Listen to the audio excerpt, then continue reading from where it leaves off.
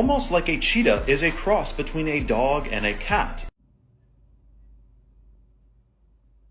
Excuse me for 1 second. So if you have any ounce of brain matter that wasn't sucked out and replaced with mashed potatoes, you probably know that that is not it. So Buddy Up here is claiming that cheetahs, the African wildcat, are actually a genetically engineered cross between dogs and cats, engineered by the Anunnaki.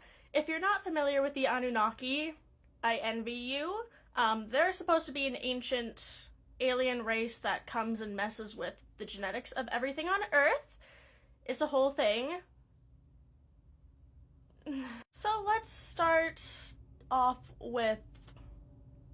Let's just talk about what he's saying. So, at one point in his video, he claims that all cheetahs are genetically identical, which is not true. What is true is that most of the wild cheetah population that we have around today is incredibly inbred. Does this mean genetically identical?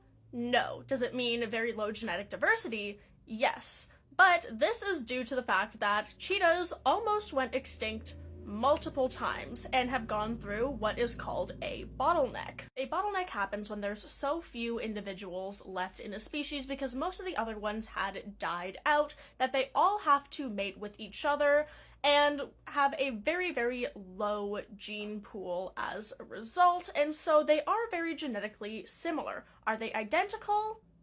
No. You can tell this by the very obvious fact that there are male and female cheetahs. By virtue of that, they cannot be genetically identical. This is a greyhound. This is the type of dog that this guy is claiming is the same or interbred with wild cats to make cheetahs. And yes, in body shape and kind of morphology, they are similar, greyhounds and cheetahs, but that is because they either evolved in the case of cheetahs or were selectively bred in the case of greyhounds to fit the same kind of niche. They both are here to run very fast. Cheetahs in order to catch prey, greyhounds now mostly for sporting, but also historically to catch prey, which they needed to do being very fast. One point he brings up is that cheetahs do not have retractable claws, which is different from the majority of other cat species. Most other cat species use their claws to climb or catch prey. Cats largely are ambush predators and are not chase predators except for cheetahs.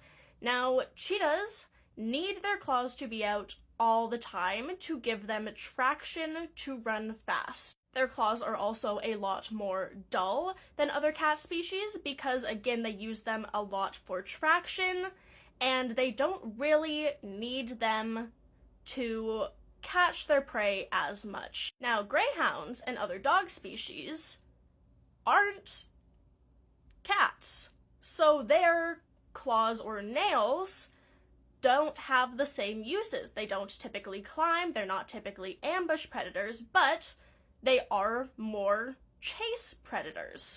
They have to go fast, and sometimes they have to go far in the cases of things like wolves. They are built more for running, less for ambush. Same with cheetahs.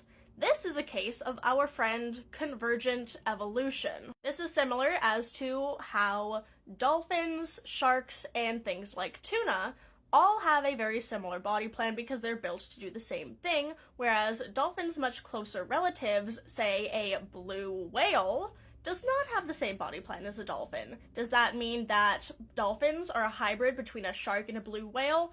No, it just means that they have evolved to fill a similar niche, the dolphins and the sharks, whereas blue whales do not share the same niche because, shockingly, they eat and do different things than dolphins. You can see this with dog breeds as well. This is a Newfie, a very large dog that has been selectively bred to fill a very different niche than, say, a greyhound.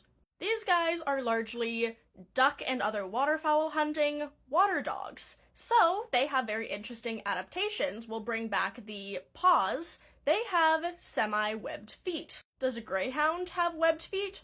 No, because a greyhound is not a water dog. But you know what does have webbed feet? A fucking frog. Does this mean that a Newfie is a hybrid between a frog and a greyhound? No, because that's fucking stupid. And a pug, are you gonna claim that a pug is not— okay, well, maybe a pug is not a great example, but are you gonna say that a pug is not a dog because they don't look anything like a Newfie? No, it's selective breeding. He also made the claim that cheetahs can get diseases that only dogs can get. One example— he didn't get an example, but I just looked up one— being canine distemper virus. You know what can also get canine distemper virus? Ferrets. Where does that fit in here? Another point against this is we have fossil and genetic evidence that cheetahs have been here for way, way longer than domestic dogs. Now, to point out, he didn't say wolves, but if he did say wolves or dog ancestors, that still wouldn't be a very good point. Dogs started getting domesticated in various parts of the world around 40,000 years ago. Wolves evolved around 3 million years ago, 2 to 3 million years ago-ish. The first record we have of cheetahs is 5.5 million years ago, way before the first fossil records of dogs. So cheetahs were here before dogs were. However, our friend over here is a young Earth creationist who does not believe in evolution, so this point will not land home with him. But for all of us who have 2.5 brain cells to rub together, this is why, and I can't believe I have to say this, cheetahs are not a dog and cat hybrid. Thank you, have a good day.